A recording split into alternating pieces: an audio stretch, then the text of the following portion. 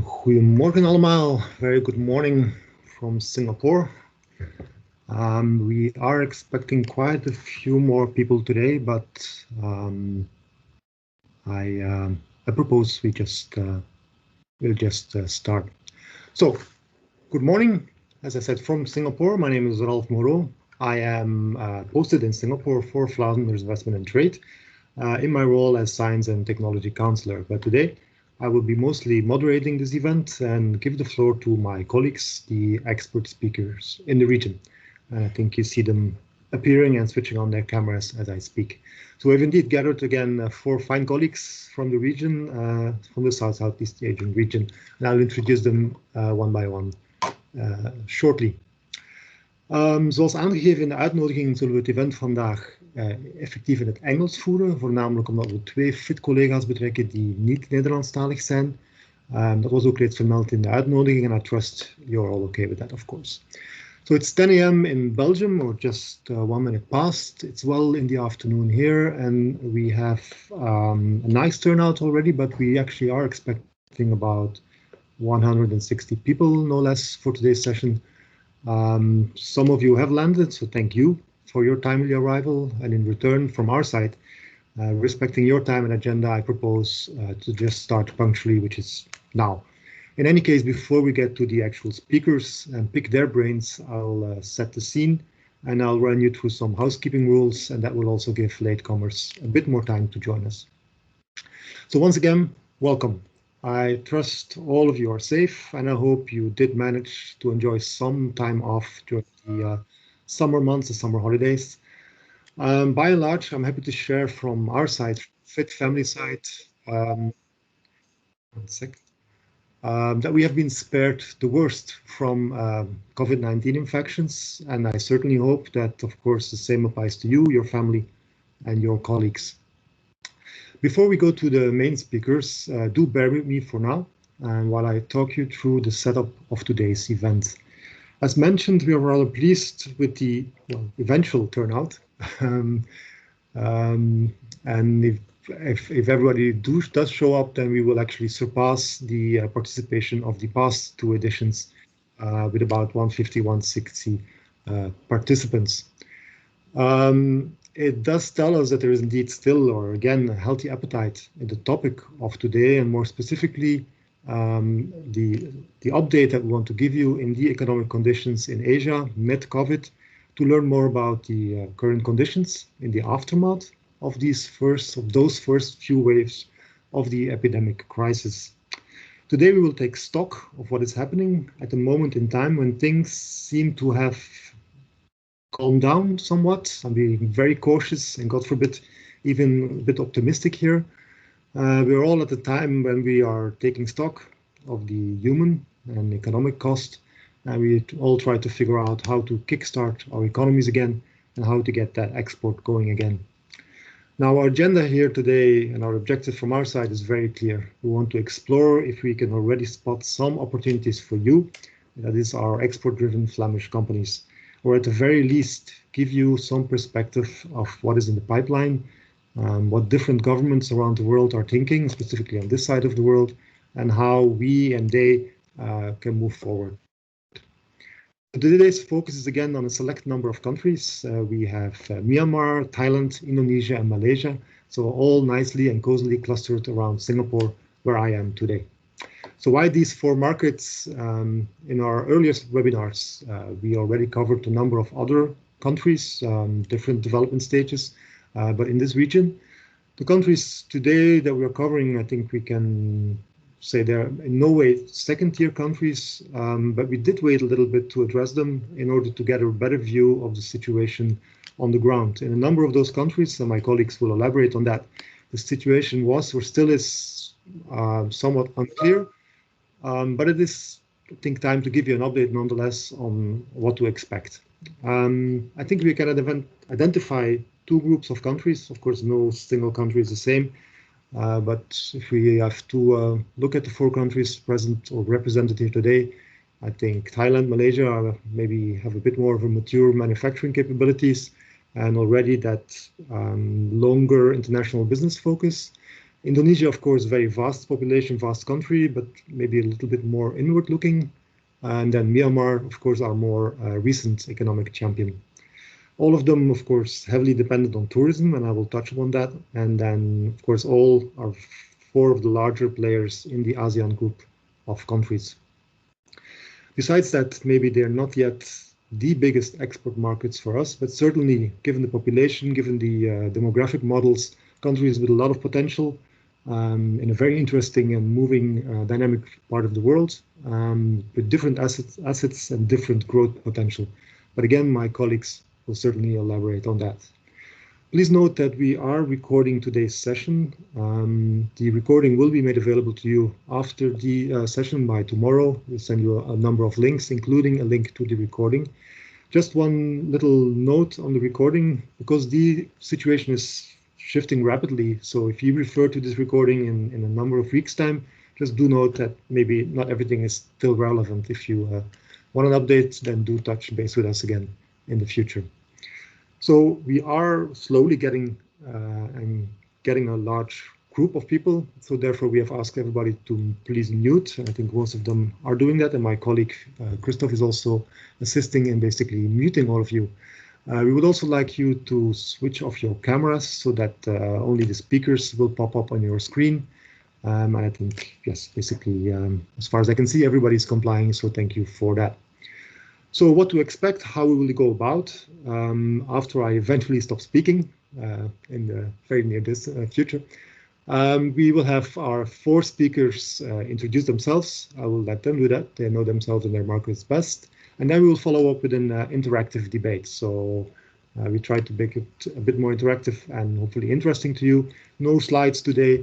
And I did prepare a number of questions. And that brings me actually to the topic of question.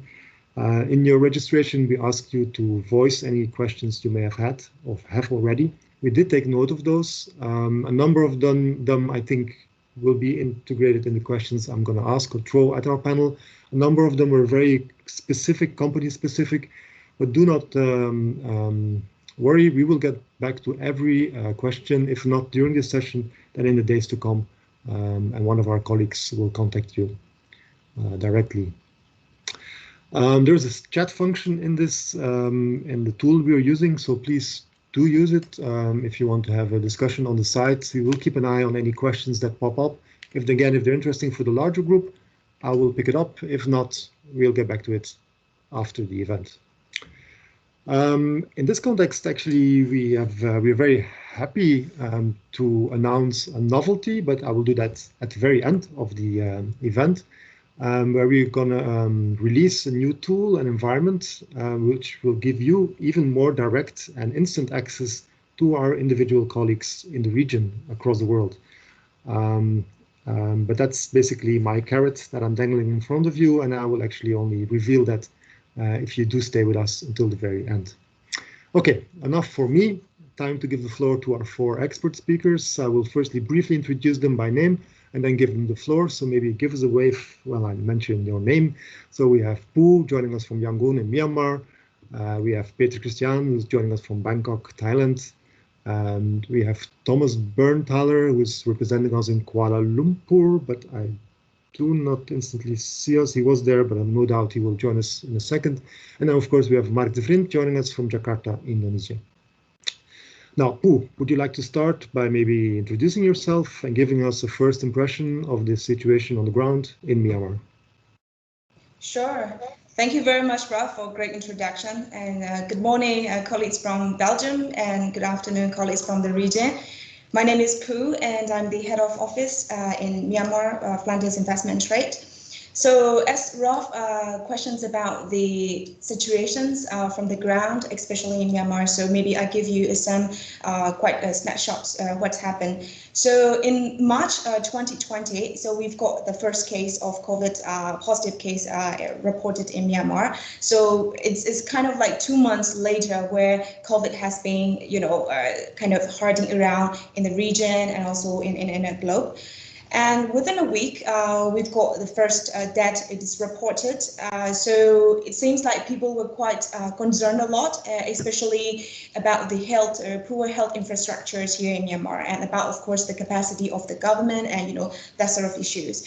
And some foreign governments urge their nationals to stay safe at home or leave the country. So back to their homes and, that sort of thing. So things are quite, kind of uncertainty, and people are not sure about, what should we do, and that sort of thing. And basically I think it's about by their poor health infrastructures and that. But I think for this 4 or 6 months, the government has been received quite positive feedbacks about having their preventive measures, especially on the strict measures about the people's social distancing and putting so much pressure on the people's movement, and curfews in big cities and shopping malls and restaurants, they all are closed. And all international flights has been halted as soon as the cases were found out. And the schools are closed, of course. So I think in terms of the timeline, Myanmar has been quite fortunate because in April, which is like half of April, has been the public holiday season in Myanmar. So the shutdown and the semi-lockdown has not been quite, difficult for the people's livelihoods. So the people are kind of like following about these strict measures. But again, in 4 months' time, only there are about 300 cases and only 6 deaths after 4 months of COVID impact. So it means that quite, manageable. The cases are not quite that worst scenario, we could say. But what happened is just recently in August, we seem to be hit quite hard, very badly as a second wave. And the cases were found in the western part of Myanmar, where we've got the border with India and Bangladesh. And the local transmissions has been quite hard. And within 2 weeks, currently, the cases are from 300 cases to over 1,000 cases at the moment. So it's quite, kind of threatening at the moment. And day to day, people, especially in major cities like Yangon, Naypyidaw, Mandalay, especially the urban poor and urban people are really concerned about how we are coping that, or the second wave is coming up, how the economic impacts will be coming up soon. So I think these topics will be covering in the rest of the today's seminar. Yeah, thank you, Bo. I will definitely come back to a number of those topics and items that you addressed. So let's move maybe to the neighboring country. You go east. Peter, can you tell us a bit about yourself and the situation in Thailand?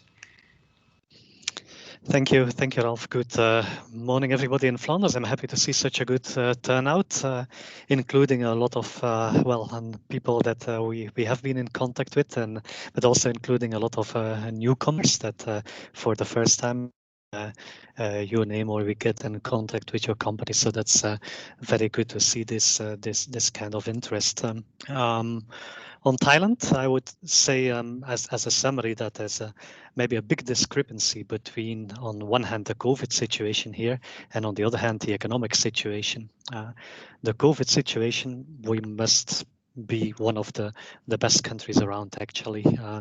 In all these months, although we had the first case outside China, so that was a little bit a worry back 6 months ago. Mm-hmm. But in all these months, we had, on a total population of 70 million people, only around 3,400 cases and only 58 people dead. Yesterday was the birthday, the anniversary. We had 100 days without any local cases, without any local infections. We still do have every day a few cases, but these are import cases, so Thais or foreigners that get repatriated back to Thailand, get tested before they go into quarantine. So every day there's a few cases there, but there's almost no risk that this is getting spread to the to the local community here. So from a first viewpoint, life is actually getting pretty much back to normal. Shops are open, schools are open. Everything is people go to work again as normal. We have back again seminars, trade shows. So everything seems to be almost normal. The only thing that is not normal is there's still the state of emergency. But we can maybe come back to that later. There might be other reasons for that as well here. So on the first side, everything back as normal, but the economy is actually doing not good.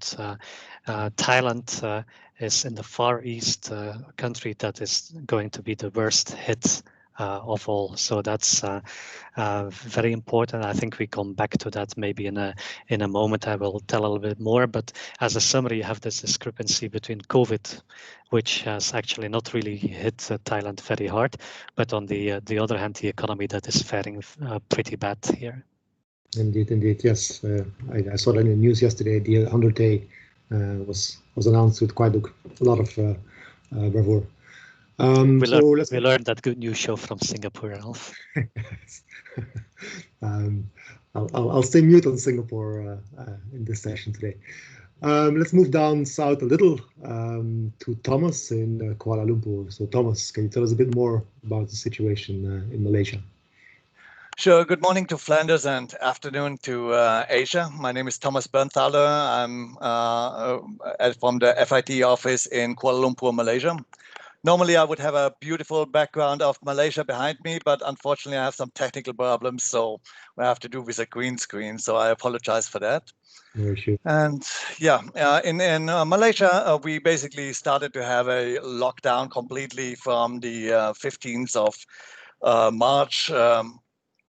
And that was pretty hard hit. All the industries were completely closed down, and that, of course, impacted the economy and all the industries in Malaysia. There was it was very difficult for a lot of the companies because it was done very sudden. Nobody could plan, and even industries that were so-called were kind of essential for the world were closed down, and everybody had to go to a very strict process of applying for any kind of exemptions to basically run and to prove that they're in some way or another essential.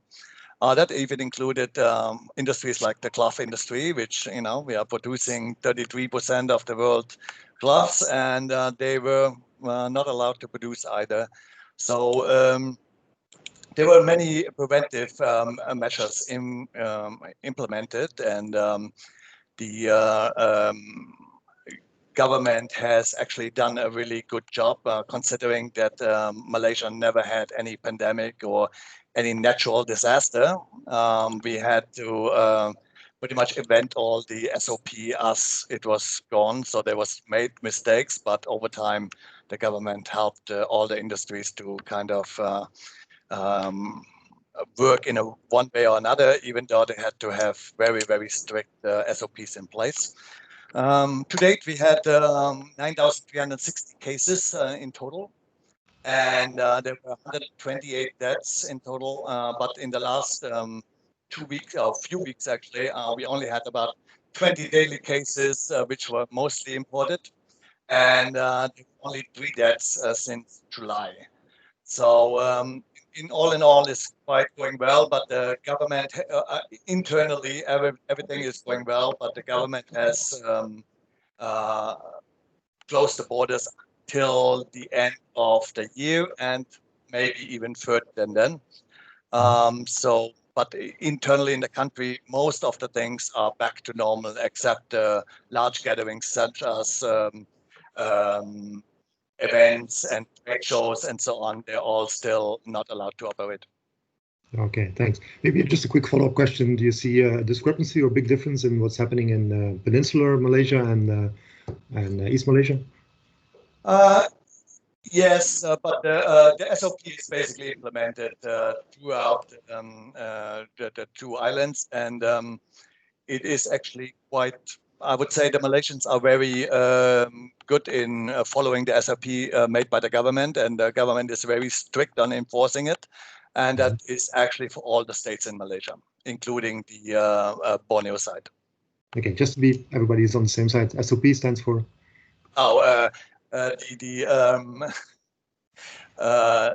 standard operation procedures. Sorry. Okay. Okay, thank you for that. I'll come back to you later. So finally, for our 4th speaker, we jump south over Singapore to Marc in Jakarta, Indonesia. Marc, please. Hey, good morning, everybody in Belgium, Flanders. Good afternoon to my colleagues here in the region. a little bit more than a year now in Jakarta, of which 6-7 months in semi-lockdown or lockdown. First, a little bit about the good news. The Indonesian economy contracted only 5.3% in the second quarter, mainly due to the downside of the domestic consumption, investments, and government spending. On top of that, for the third quarter, we expect an additional contraction of 3%. In general, the Indonesian export decreased with roughly 11%, and their import decreased with more than 17%. We expect that the unemployment by the end of the year may rise to an additional 10 million people, which is roughly 9 to 10% of the working population, which also has an effect on the poverty rate. A lot of people fall without an income. They don't have unemployment benefits like we know all in Belgium. So no job, no income. Mm-hmm. The government tried to stimulate the economy and pumped already 40 billion euros this year into the economy. The only problem is that the bureaucratic red tape and the lack of sufficient data doesn't allow to disperse it as soon or as fast as possible. Anyhow, the bad news is the COVID-19, as you may notice already in a lot of figures, we record thousands a week.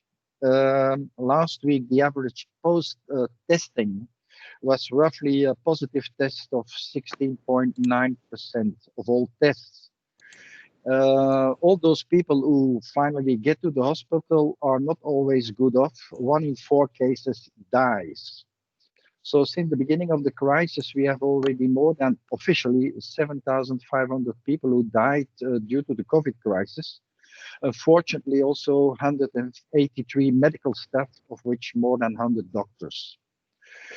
Unofficially, of course, it's another story, and apparently the figures are much, much, much higher.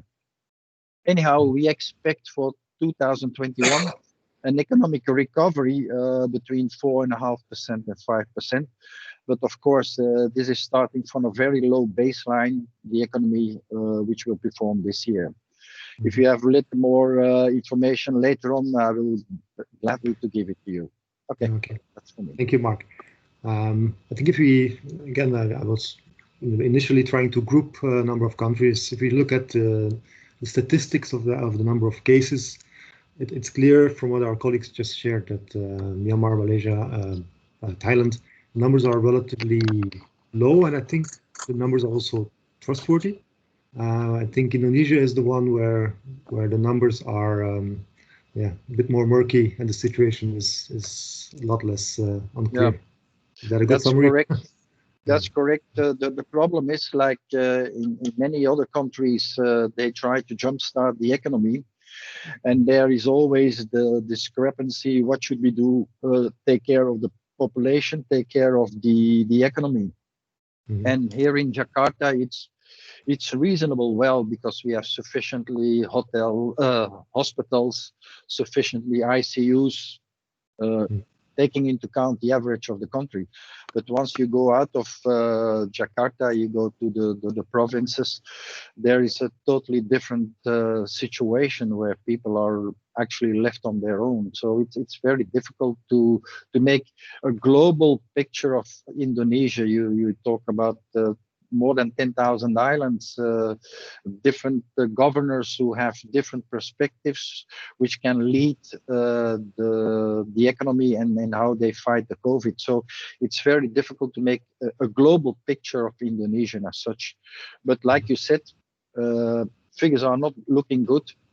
And like I said, the testing rate, which is for roughly 270 million people, if they continue this number of tests a day, we will be busy for the next 150 years. Right. No, it's not a laughing matter, of course, but I'll come back to that healthcare capacity because it's quite well, interesting that in the very first phase, we as Belgium and other countries were looking and sourcing for all kinds of medical devices from a number of the countries that are represented here. I think now the biggest stress on the infrastructure, healthcare infrastructure, is on in these countries. So a number of the countries represented here, but I'll come back to that. So maybe come back first to the economic impact. So thank you for that brief overview and introduction of where the countries stand today. Just maybe not everybody is very familiar with your country, so maybe can you give us a brief overview of what basically makes your country tick, what makes up the economy, and how those economies or industries were impacted, and if you maybe see already some recovery or were some industries more resilient, also referring, of course, to the tourism industry. Maybe do the same order. Phoo, we start with you again. Sure, definitely. So I think you have highlighted some of the parts to answer your question.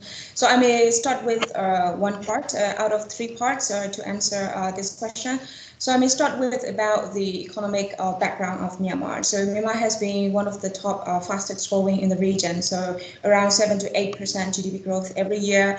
And we have been isolation of the wall after 50 years. So everyone's got excited. And it seems like every sector is being very promising and very potential. And from the power to, you know, like food consumption sector, processing sector, manufacturing, so everything, you name it. So the country was quite promising. But in terms of this pandemic issues, so one thing that I have to raise is also about the population wise. So we are the 58 million populations, and we have the access to 40% population of the world. So basically, we are with the border of China, India. So, you know, having these access to large population of the world is also giving the very good positions of Myanmar as a potential.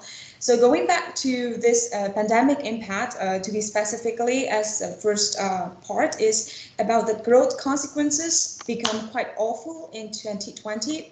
As I have mentioned, is being the fastest growing economies in the region, having 7 to 8% GDP every year until this year. And in 2019, 2020, GDP growth is now approached to zero. So international institutions like International Food Policy Research Institute, World Bank, the International Monetary Fund, they have been quite positive in terms of showing a sharp rebound in growth rates back in 2021. But personally, I think given the scenario about the uncertainty of the global course of this crisis, these growth projections should be interpreted with very care, of course, considering the uncertainties. And my second part of this question is about the sectors. Why and how we have been impacted by the COVID specifically.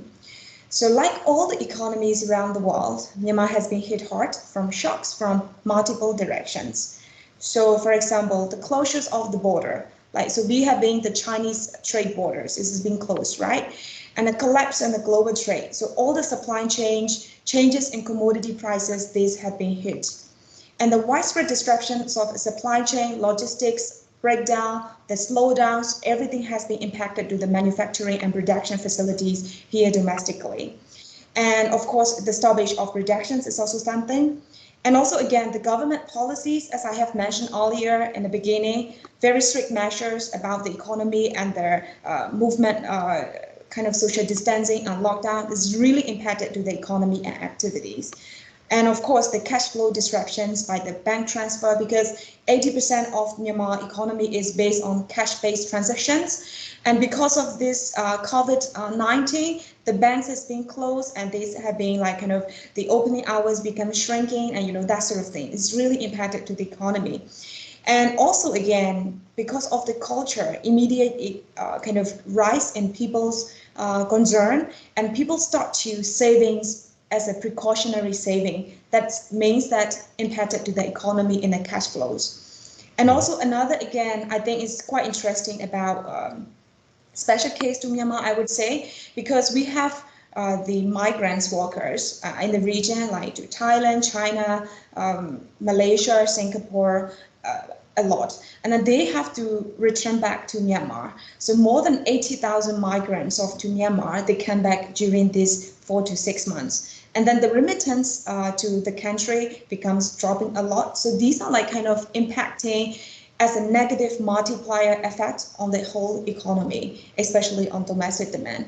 And my third point to answer Ralph's questions is about who would be impacted the most, right? So these are the multiplier effects. Who got the worst impact by that? So every firms in all sectors have been affected by COVID-19, but the nature and the severity of the pandemic's impact differ substantially across the sectors. So it means that not everyone impacts as the same as level of other people. So for example, contact intensive sectors like tourism, hotels, restaurants, airlines, they have been hit the hardest, and followed by trade intensive industries like manufacturing and garment sector. So those are the least, like those are not that impacted a lot, like the mentioned industries being e-commerce sectors, logistics, tech-based company, civil servants, could be high-income service providers who can stay, work at home, that sort of thing. So these sectors, they are not that worst hit, but those sectors I mentioned earlier, they have been hardest the worst. So I think, especially the second wave that we are being hitting, we have to see and watch what are the consequences of the second wave that we are currently suffering in this month. Thank you, Ralph. Okay, thank you. Peter, can I go back to you, the Thailand situation, more from an economic point of view? Yeah, sure.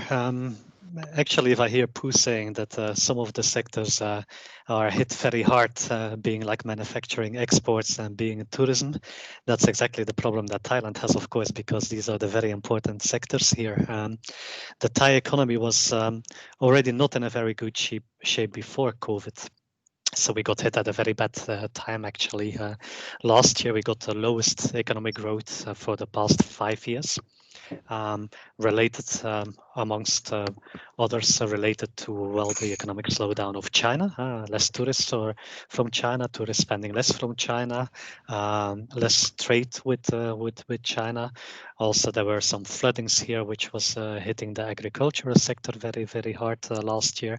So somehow Thai economy was already not in a brilliant shape before COVID, and then COVID came. And if you know that. Maybe the two most important pillars here of the economy are tourism and export. That's very bad news, of course. Tourism on an average year, we expect here 40 million tourists per year. 40 million. Bangkok is the most visited city in the world. This year, well, we had some tourists in January, February still that will count to maybe 6-7 million tourists. But after that, borders got closed. We don't have any tourists, so 0 tourists.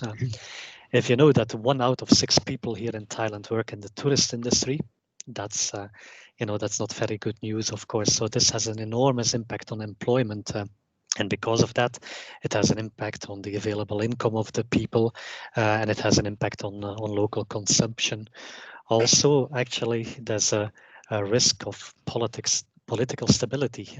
We had elections last year, and the military government that was running the government before somehow got a democratic stamp and could continue after that. But now, people are not happy because they lost their job, etc. So we start to see some student protests here every day on a daily basis, and that's one reason why I was mentioning in the introduction that everything seems back to normal, except we still have a state of emergency because it's maybe convenient for the government to keep that state of emergency in the current situation. Besides tourism, export got hit very bad. Major markets are down. Thailand is supplying to the world. It's expected that this year the export from Thailand will go down with 10%. July actually. The export excluding gold, because that's something typical here, but excluding gold, there was a decrease of 14% of export. So these two pillars are not doing good, to say. I mean, it's a euphemism to say the least. The result is that Thailand is economically the hardest hit country in all of East Asia. harder than any of the countries here, but harder than China, harder than Korea, Japan, harder than even including the Pacific nations like Australia and New Zealand. For this year, I think the analysts, they are reviewing always more to the downside, the economic perspectives. Until recently, most were saying minus 5 to 7%. Now you hear already some analysts saying that we might end up at minus 10% this year.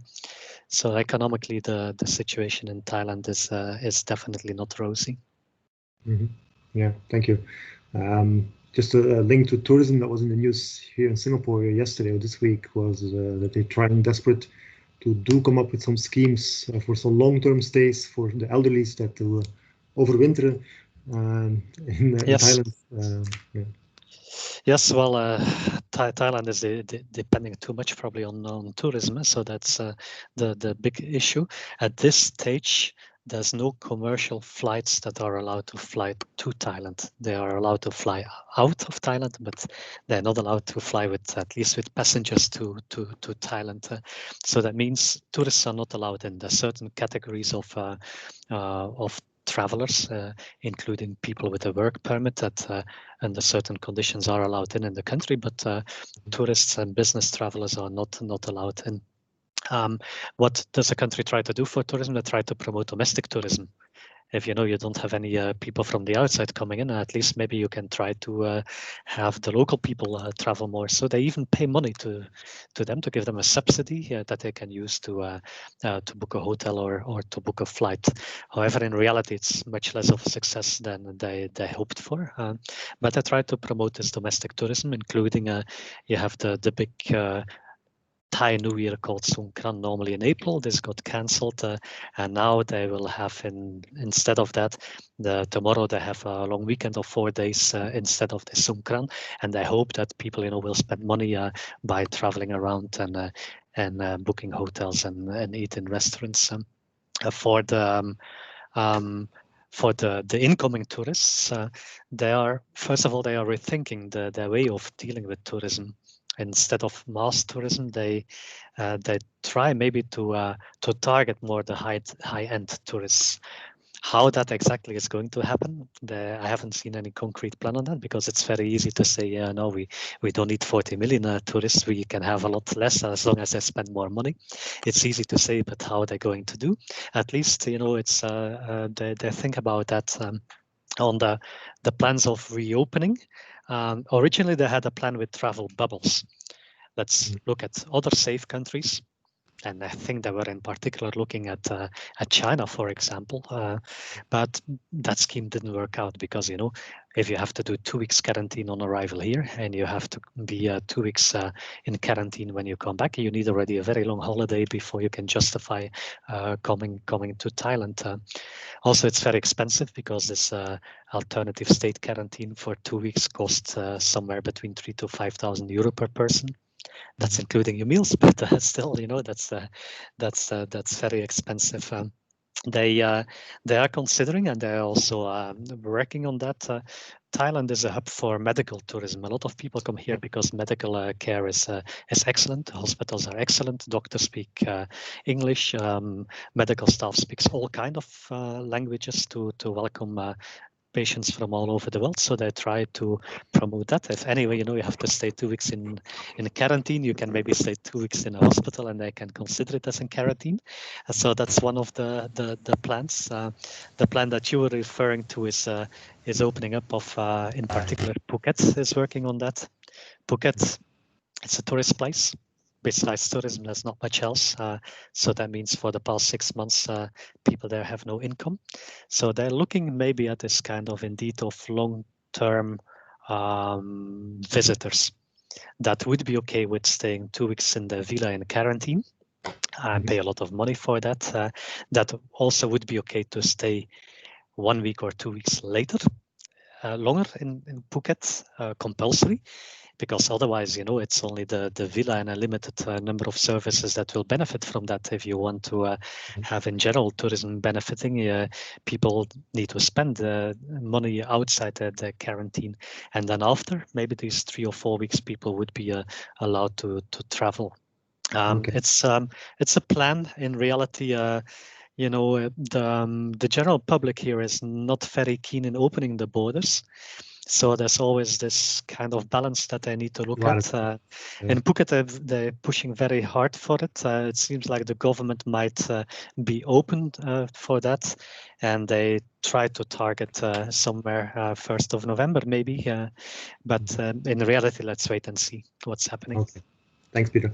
I'll my last question actually will indeed, I'll come back to the travel restrictions, and in most cases I think the answers will be no big surprises, but I'll come back to that for everybody as a last question. So maybe Thomas, can you give us a situational view on how the economy is ticking in Malaysia? What the biggest impact was? I know tourism is big, mostly from Middle Eastern tourists in Malaysia, but please. Yeah. That's absolutely correct. Like my colleagues here, you know, we have the same kind of problems, and tourism was, of course, very big. Malaysia has invested very big in the years or the last few months of 2019 in the Visit Malaysia 2020 campaign, which, of course, now did not work out. They had expected that 30 million tourists would bring in a revenue of 20 billion euro. Which all did not happen, but all the industry here kind of prepared for this incoming masses of tourists, which of course did not happen in the end. So out of that, there were, you know, instead of 20 billion income, we actually have lost to date 9.1 billion in the tourism industry. And you know, international hotels like the Holiday Inn Penang and Hard Rock Cafe and so on, Hard Rock hotels, they actually moved out completely. They closed everything down, and so we lost a lot of international investors in the tourism industry. And in addition to that, of course, we had the problems in our general industries. I mean, the forecast of the GDP in Malaysia was downgraded from 4.9% to -2% to -5% in 2020. And the main industries that were like really impacted, of course, were having a lot of assemblers in Malaysia. They couldn't get their supplies in, they couldn't get their parts in. They had to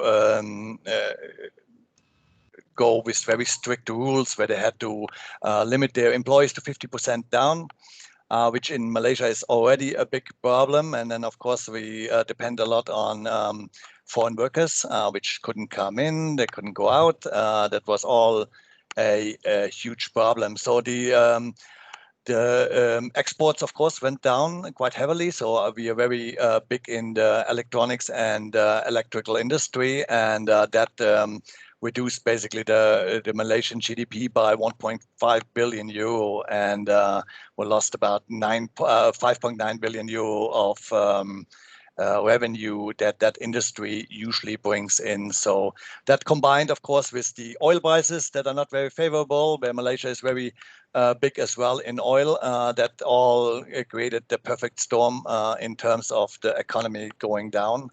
And luckily, we are very, you know, the rubber and glove industry is increasing. So our top 5 stocks in the stock market are all in the glove and rubber industries.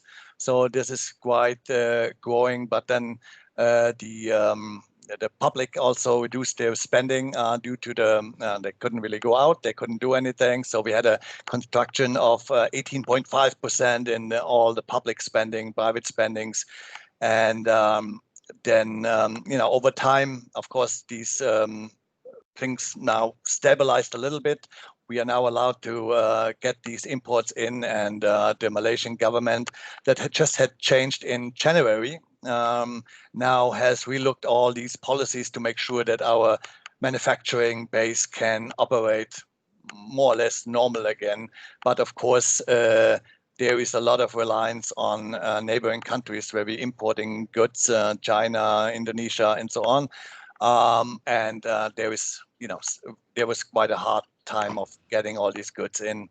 So Malaysia, of course, has done given a 60 billion euro stimulus package that was, implemented to make sure that all these industries and of course the public. We had over 3.5 million people in the tourism industry that basically became jobless, and the government has really tried to help them. But now, actually, since initially government has closed all the states' borders, so not only the country borders, but there were actually state borders made, so people couldn't even travel to another state. That's all has now been resolved or is back to normal, and the domestic tourism has picked up dramatically after that initial lockdown. When that was announced that the domestic travel is allowed, the bookings in the hotels in all the states skyrocketed. Everybody wanted to go out, so that has given a good boost to the domestic travel industry here. So that was quite good. Okay. Thank you. Yes, I mean, being in Singapore, looking at Singapore, a very, very small country, then of course, if a nation closes its international borders, say you have a larger domestic market, that does give you some perspective in getting some kind of the bit of the economy rolling again. Marc, can we maybe go to your complex and spread out country and the economic situation there? Okay. Yeah, at the beginning of the lockdown, when we were more than 2 months completely locked up inside, of course, all over the industry, whatever sector, they were affected by that. In May, beginning of May, they started to reopen the economy without paying too much attention to the health implications. And then you see definitely that the online businesses and delivery services were really making big strides to come back to life and assist other companies. Regarding Flanders itself, surprisingly, we see an increase of our export in the first 5 months of this year, which is, if I had a quick look at all the statistics, we are the only country like that in the region.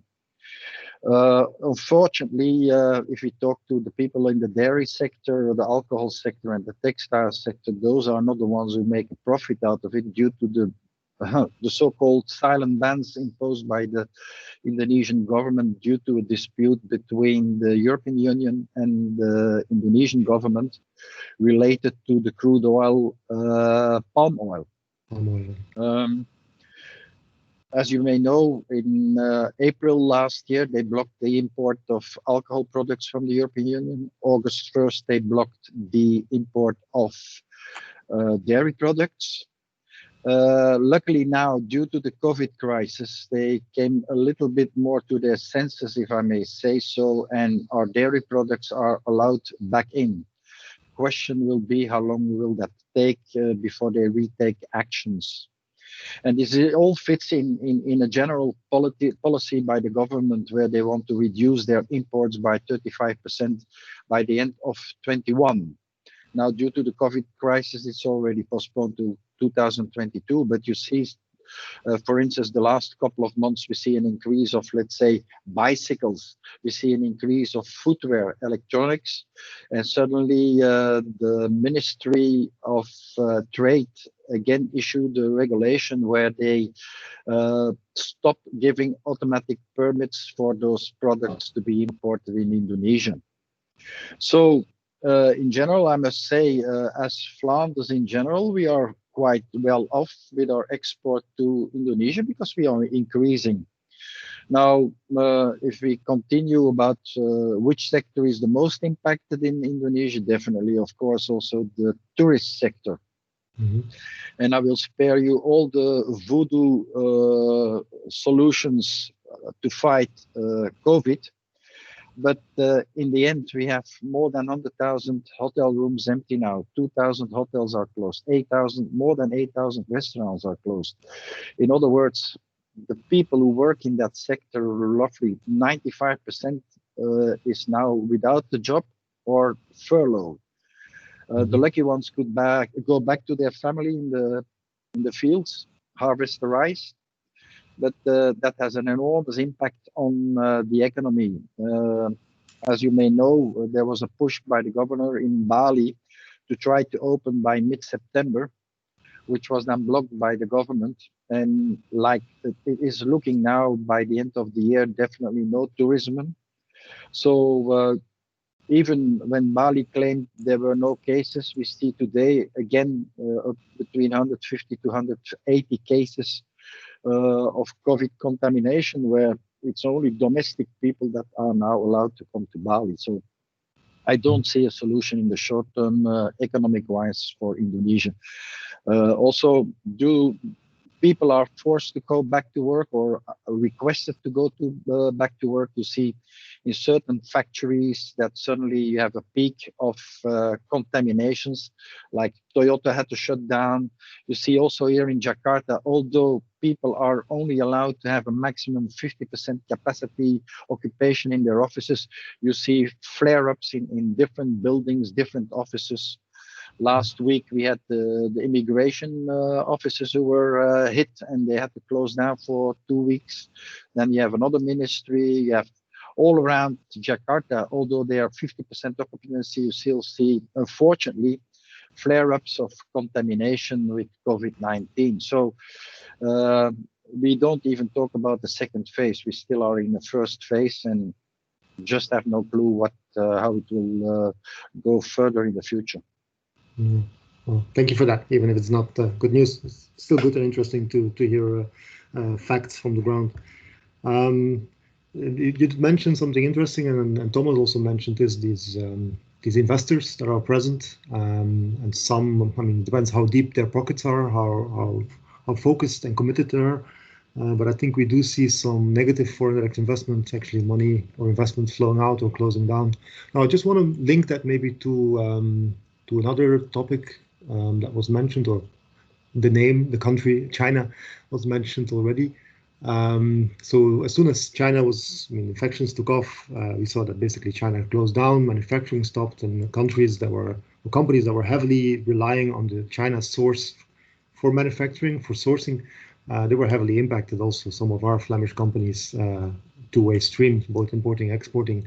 Now, a number of your countries, and I'm looking particularly to Malaysia and Thailand, I think, but maybe also, of course, Indonesia, you have your few big factories as well, but I think manufacturing hubs, I think it's more Malaysia and Thailand. Can you maybe relate to how once this COVID situation is resolved, companies will start looking at their sourcing base, manufacturing base, how they will spread out? Do you think your countries will be beneficiaries or more victims of a reshuffling of manufacturing base? Maybe Peter, I'll start with you. Yeah, sure, Ralph. Thank you. Actually, I would say, well, first of all, maybe originally I didn't introduce myself.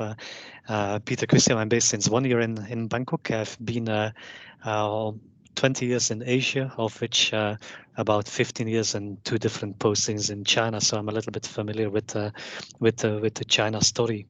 And I think the process of diversifying and not putting, all your eggs in that one basket that China is, that was already happening before COVID. We had already the trade war between US and China that made companies think that maybe they should also look at other options. Thailand, in theory, is definitely an option there.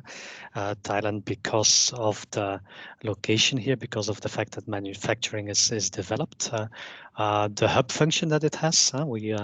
I'm sure that some other countries say the same, but we're right in the middle of this very strong growing countries like Cambodia, Myanmar, and Vietnam. We are part of ASEAN, which is interesting if you want to avoid import duties, etc. And hopefully, at least it was before COVID, the situation. Thailand also wanted to restart the negotiations with the EU on a free trade agreement. So there's some things that would definitely put Thailand on the map there. It's also, if you see the fit of Thailand, called the Board of Investment. They're very active in trying to attract investments. And one of their new focuses I've seen recently, they had one webinar which was even with announcement in Chinese, and there was Bangkok time and Beijing time on the schedule. So really focusing on those companies that are in China right now. In reality, so far, before COVID, the main beneficiary of those divestments from China looking into other countries, that was not Thailand, that was in the region, was Vietnam, was the number one. And that was outside the region, actually, Mexico was a big beneficiary, but that was of course related also to the trade war between the US and China. Thailand definitely is an option, is a good option, but there's competition there. Peter, I mean, yeah, you're very much an expert and been in the region a long time. I think Thailand indeed has a strong story, but if I differentiate, again, I'm always like trying to group and degroup countries that we have present here. I think the demographic model of Thailand is, of course, they have very much a growing population, so that may not be to their benefit, that they don't have this large young population as opposed to a number of other countries in the region. Right, but I would see at Thailand, first of all, it's one of the most unequal societies in the region, which is not necessarily a bad thing if you want to sell your products here, because it means that they have the high end of the population that can afford foreign products and services, and they have this part of the middle class that is also up to those standards. Besides that, I would never see Thailand just as Thailand as a single market. I would really see Thailand as a part of ASEAN, and if you invest in Thailand, it's not only for Thailand, it's hopefully also for Thailand, but it would be to a broader perspective, and that's exactly why you have this big competition with Vietnam, of course, as well, because they want to do the same. And probably if we go over to Thomas in Kuala Lumpur, he might tell the same story over there as well. So maybe let's listen what he has to add there. Yes, that was indeed my next stop, Kuala Lumpur. Thomas. Yeah, exactly. I mean, I think Malaysia still has, on the long term, will not lose too many manufacturers. We are, of course, also profiting from the ongoing trade war. Of course, people are looking to Vietnam, but due to the infrastructure, the educated labor force, and the really good incentives, Malaysia will still be a good place to go to. Also, the geographical location, and we have actually, since May 31st, we already have attracted 86 companies moved out from China to Malaysia. They made an investment of 3.5 billion euro there. And we see also, the development of the industry here. I think, out of every bad comes something good as well. And the Malaysian government had implemented in 2018, like the Industry 4.0 policy, where they have invested a lot of money to make the companies more efficient, which now, of course, becomes a real important factor. And the government is even more so investing in making the companies more efficient. So they're giving heavy incentives for companies that are coming in, that bringing new technologies, that partnering up with local companies and making everything more efficient and less reliant on foreign workers. So automatization is like the buzzword here, very big. And I think that opens up a lot of opportunities for companies from all over the world, and especially, of course, our Flanders companies to come here and invest and help companies locally to get to the next level, combined with the relative good visa structures here for foreign expats and also foreign skilled workers. It makes it relatively easy to come to Malaysia, and it is very comfortable for investors as well, especially if they go into like manufacturing or they want to relocate their staff here.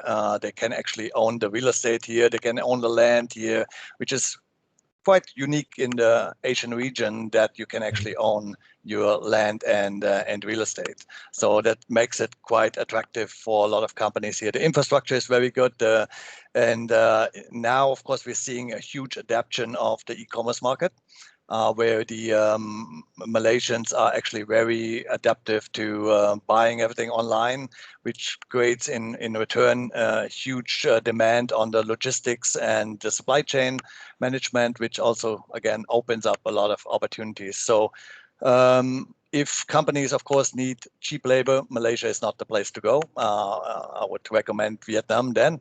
But if the geographical location and the infrastructure plays a big role, and the language abilities, then Malaysia is definitely a place to go. Okay, thank you for that. Now let's move on and maybe give this whole story a more positive twist. Look at the opportunities. So I basically give a question in two aspects, and I'll pass via everybody for this one. So if you would look at what is happening, you think there are opportunities. So basically, first is what is out there maybe, or which industries will be the first ones where our companies, knowing what we can offer, the technologies, etc. What do you think will be the first ones that will have opportunities in your markets? And then secondly, we know some of the countries, or the new way of doing business, a lot of companies or countries are looking at virtual B2B meetings, virtual trade shows, etc. Do you think that's a way of doing business in your countries, or is it still very much face-to-face, person-to-person business, and we have to wait for those flights to resume? So two aspects: what will be the first opportunities to pop up again? And secondly, how will our Flemish companies have to address your markets? Maybe Pooh, you can start with Myanmar. You have your glass wall. Sure. I think in terms of optimistically, I'll start with opportunity. So I think some believe that post-COVID-19 will be very different from its pre-COVID version.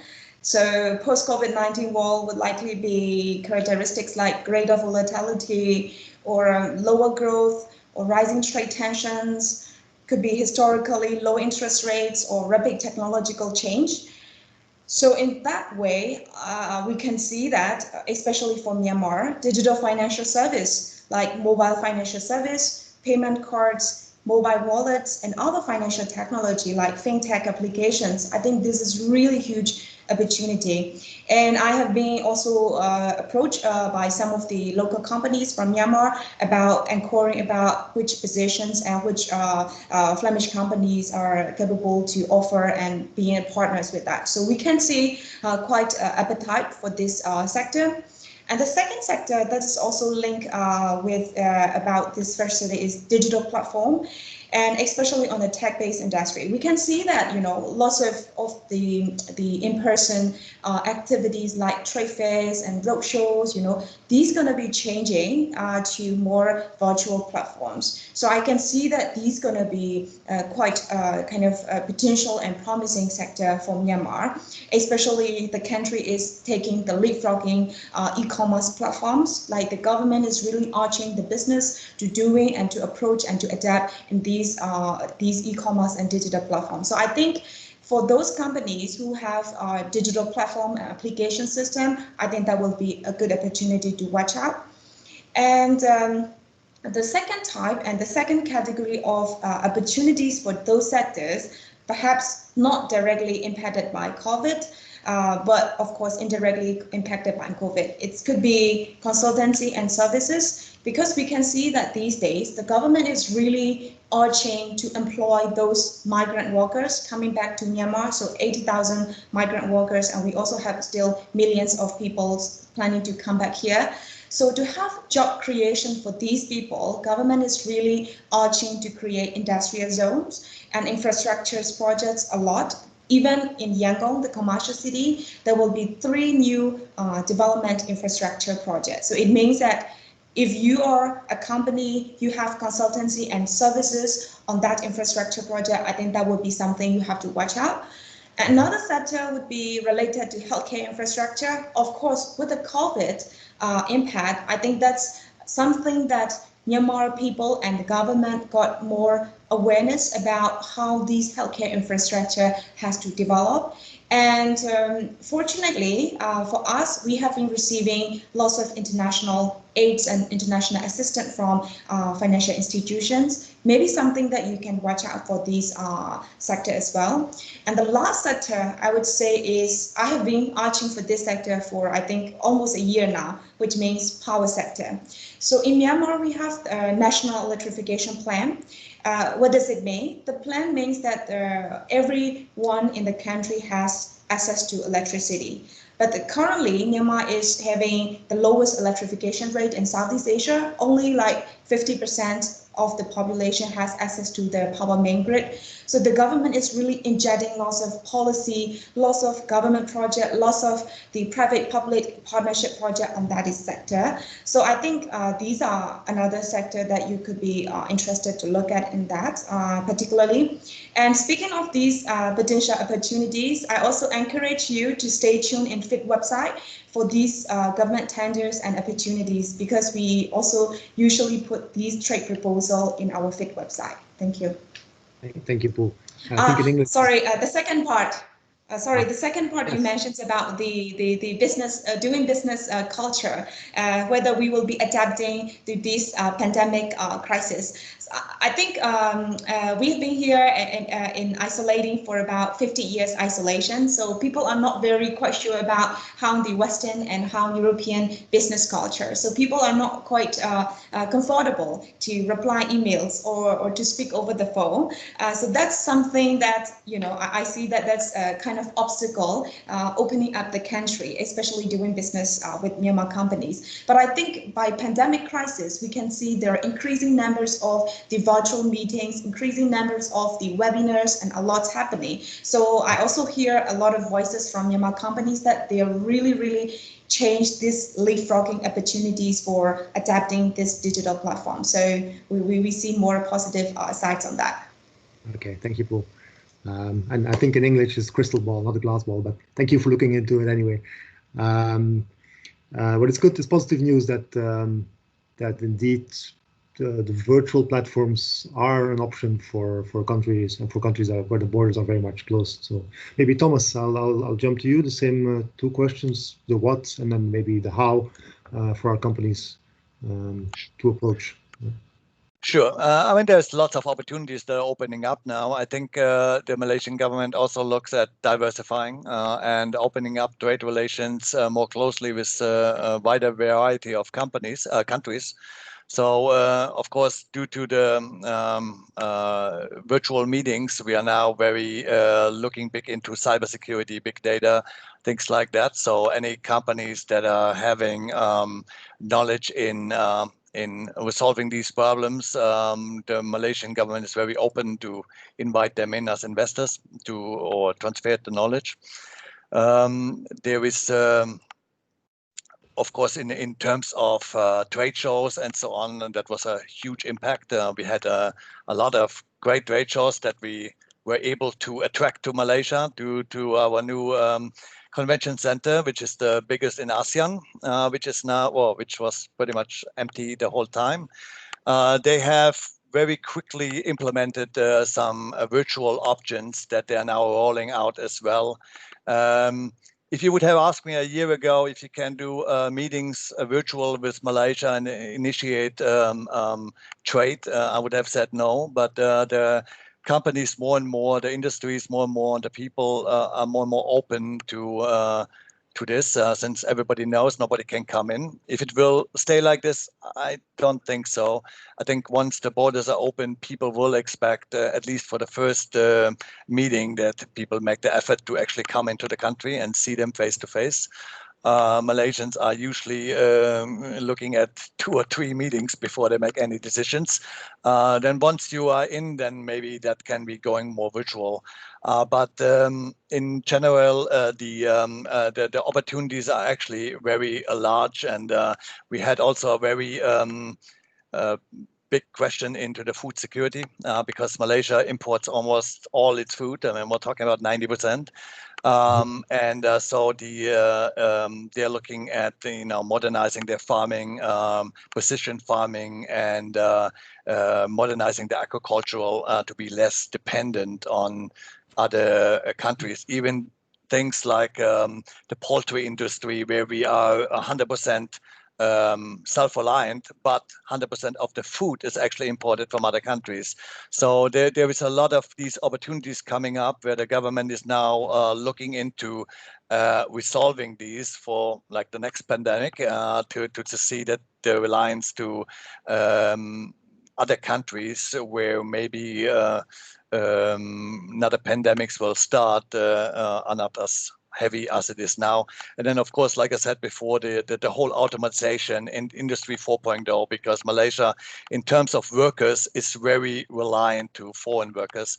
In the beginning, a lot of companies weren't really willing to make the investments in real new technologies and everything because they said, like, well, it's cheaper to hire some foreign workers from some of the developing countries. That is now all a little bit relooked because the government will make it way harder to get these people coming in. A lot of these countries don't have the resources to really contain the virus, so it will take a long time for them to open back up. So that, of course, now make the companies really look into fast tracking their implementation into automation and into becoming more efficient, which in return, of course, opens up all kinds of opportunities for companies to sell these solutions or help them to implement them. And there is visas actually for companies to come in, even having, if somebody really wants to invest into Malaysia, there is ways for them to come in right now. To prospect, but of course that goes all to strict approval processes, and it will not happen if the investment is not somewhat sizable. Yeah. So okay, I'll come back. My last question as a wrap up after this one is indeed on the travel. I think that's what everybody has been waiting for. Maybe Peter, you have any thoughts on where the first opportunities will arise and how the Thai are open to these virtual meetings or Yes, first of all, there's no misunderstanding. There have always been opportunities in Thailand before COVID, during COVID, and after COVID. It's not like the world has stopped turning around. There's still opportunities, similar opportunities as before. Thailand is a country with 70 million people. Has, as I mentioned before, you have this discrepancy between the rich and the poor. So there's a certain category of people that can afford all kinds of import products. Thailand has a lot of expats living here. So even if the tourists are not around, there's the expats around. I think there's no country in Asia that has more Belgians than Thailand. We have estimated like 10,000 Belgians here, and we are a small country, so you can imagine how that is for the big countries. Means you go to the shop, you have nice imported cheese from France, salami from Italy, and dairy products from Belgium. So the market is still there. Okay, economically it's not doing so well, but there's still opportunities around. If you're looking at new opportunities, I think everybody the first thing that we all believe is maybe anything that is getting more digital, automized, virtual. Although the question is how long will that last once things go back to normal again. Typically for Thailand, I would mention is what I mentioned before, anything that could help upscale the tourism industry here. to bring in more instead of the mass tourism, the more high-end tourism. That's and I think it's skills, supplies, knowledge, consultancy that would help there, would have a market opportunity here. And the second thing, I also already touched upon that before, is the medical industry. We have this medical tourism hub here, so that they will develop this further. Because of COVID, also the Board of Investment here has made a focus of attracting investments in the medical industry and the medical devices industry. So that's something that is helping there. So yes, opportunities. There might be some new opportunities, wait how everything develops here as well, but there have been opportunities all over and they continue to be there. On your second question, the virtual reality. Well, basically a lot is back to normal again in Thailand. So there's a big trade show, food trade show here called ThaiFex later this month. It's going to be a hybrid trade show. Hybrid, virtual for everything that is international, because there will not be any international exhibitors, there will not be any international visitors, but it will be a real trade show with real booths, with exhibitors. They're physically present and visitors are physically present. What I believe is important is in Asian context, maybe it's something that has not been mentioned yet, but in Asia, you know, there's a lot of non-verbal communication. So you need to see facial expressions. You need to you have to become a bit of a friend as well before you do business. That's true in Thailand. That's true for a lot of other Asian countries. So yes, they want to go for dinner together with you. They want to go together with a karaoke with you and feel a little bit what kind of person you are. And maybe, you know, after that, I will say, you have a good product, you have a good company, but also we like you, so we want to do business with you. And that is possible virtually, and obviously today there's no other options. So yes, go ahead. Also, if it can help there, setting up virtual meetings with local companies here. Don't wait until this COVID is over to get in touch with companies. That's one advice I definitely want to give. But once everything is back to normal, I think it will be important still to travel here, to see companies, to meet with them, and to have this kind of a better feeling of those companies here. Okay, thank you. That's a very important message. I'll repeat that definitely when I wrap things up. But maybe I'll jump to Marc. I know we are slightly running over, but I have only one more question after we ask for Marc's input.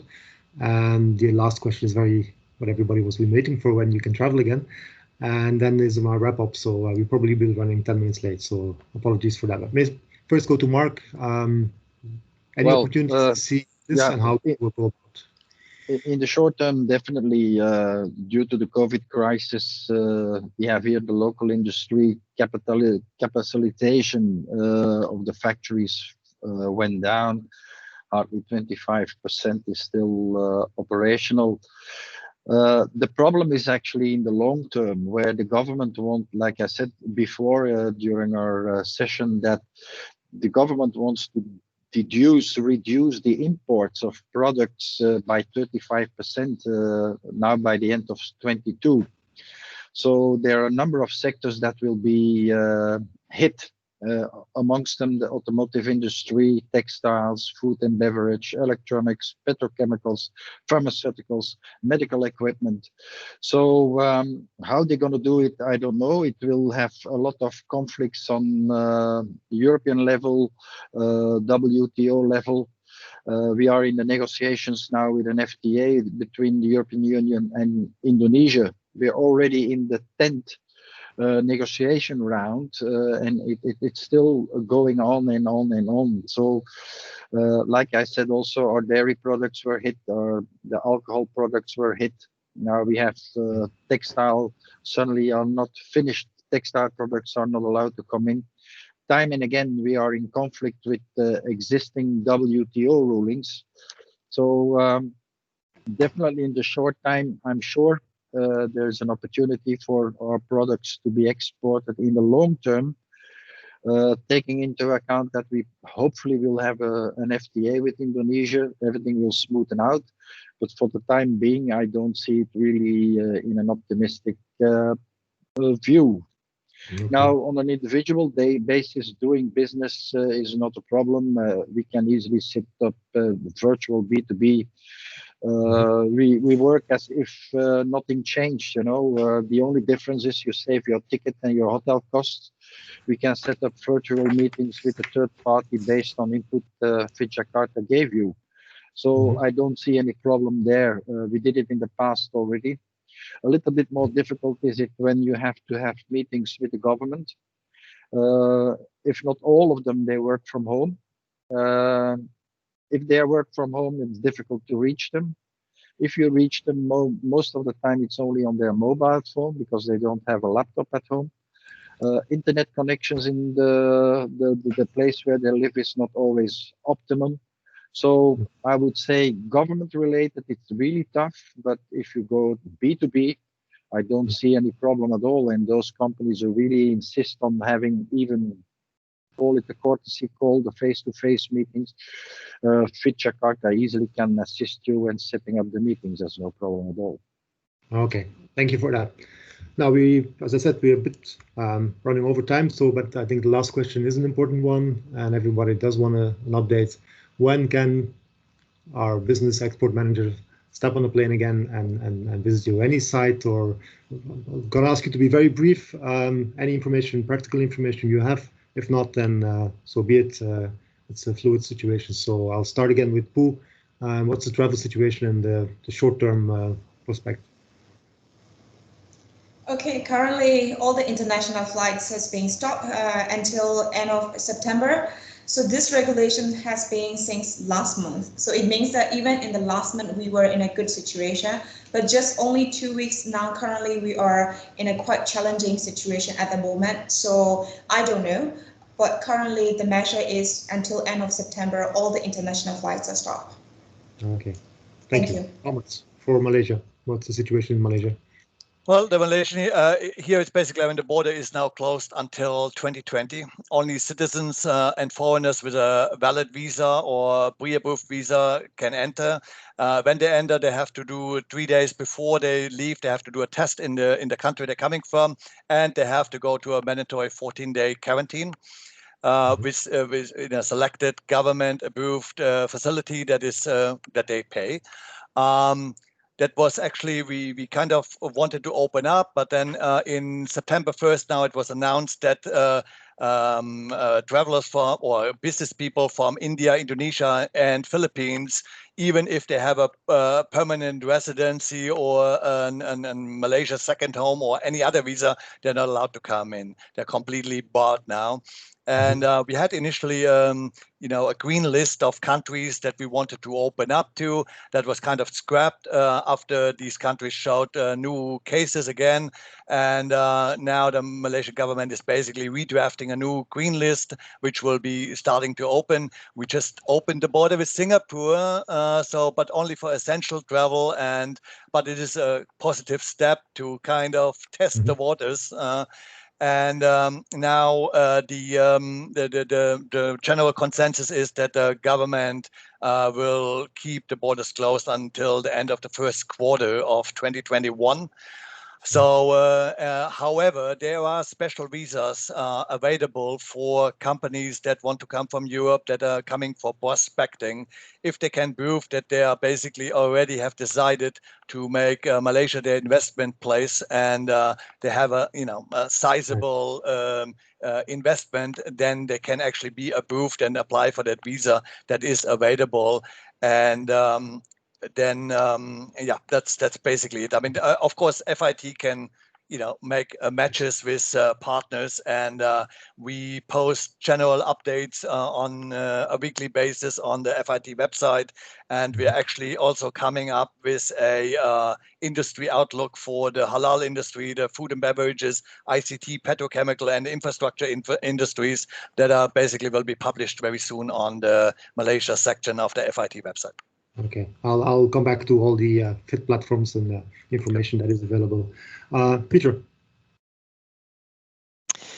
Yeah, very short. I think for Thailand, borders are still closed. Incoming flights, incoming commercial flights, not allowed.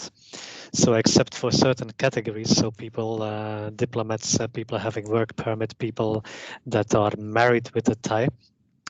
They can, in theory, come to Thailand. They are the only ones, and I say in theory because we have a new ambassador that was supposed to arrive 2 weeks ago, and now it will not be before somewhere half September. So even for those people, it's quite hard because there's quota and there's a limited availability on this kind of repatriation flights, where also they give priority to Thais. I heard that there's a daily quota of maybe 500 Thais and maybe 100 foreigners. That's about it. Because there's issues with capacity. When is Thailand going to be open again for normal travelers, normal people coming on a business trip, people coming as a tourist to Thailand? I don't know, honestly, I don't know. But I don't see that for sure happening before early next year. And, this deadline is always moving backwards. So very hard to say, but I would not expect any opening up soon. Okay, thank you. And lastly, Marc, I'm not sure you're going to give us good news, but... Well, it depends how you look at it. Indonesia, very simple. Business people, tourists, not allowed. Probably till the end of the year now. That's what the rumors are saying. Of course, there are some exceptions. Those who have a residence permit or working permit, people from, how should I say, humanitarian organizations are still allowed to come in. And last but not least, airline crews. Flying is very sporadic. You can't rely on the existing flights. They can be cancelled. They can be postponed. And the few people, the lucky ones, if you can call them that way, who are allowed to come in, they still have to present a PCR test, COVID test, and they are obliged to go 2 weeks into quarantine. If you come in without the test, you are locked up in one of the fantastic, beautiful local hospitals with all the other COVID patients. So right now, business-wise, no, and probably not till the end of the year. Okay. Okay. Well, thank you. It's pretty much as I think we would have expected, but still good to hear it from your individually. And I do want to, at the same time, pick up what Peter already said. We know travel is near impossible, except for some very extreme situations, etc. But at the same time, I think don't wait for flights to resume to look back at a number of these countries. I think there's needs, there's opportunities, and for sure FIT can help you to try to match up or to map those opportunities and to map you up with the right people. I think the mindset of even local people, even if traditionally virtual meetings is not like the norm, I think the norms are changing rapidly just to play into those opportunities. With that, I think I want to wrap up. We had set forward 1 hour and 15 minutes. It has become 1 hour and 26 minutes, so apologies for that. I do think it was, I hope it was interesting and worthwhile to stay the extra 10 minutes. See, most people are still here, so thank you for that. Firstly, I want to thank, of course, also our 4 speakers. Can't give them a round of applause, but sincere thanks for you for your expertise. And of course, they remain available to all of you after this event. No doubt today was a bit of an information overload, and you probably need some time to digest all this. If you have more questions, you can reach out to us. If some of your questions that you put forward and in the chat, I think some of the questions in the chat were somewhat answered. We will pick up on those. The questions you mentioned, maybe not mentioned, not addressed. We will also come back to that. I think my colleague Christoph will put a slide now online on the screen with our contact details. You can reach out to our individual colleagues here individually. In the day to come, we will send you an email with links to the video recording, links to the previous recordings of the previous webinars, and also, of course, the contact details of our speakers.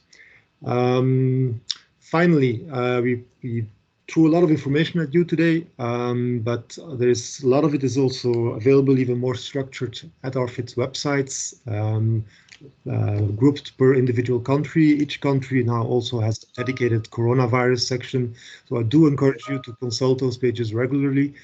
We also have a FIT Corona newsletter, and we have been announcing new measures and support measures for you Flemish companies that are coming online and that we're promoting as we speak.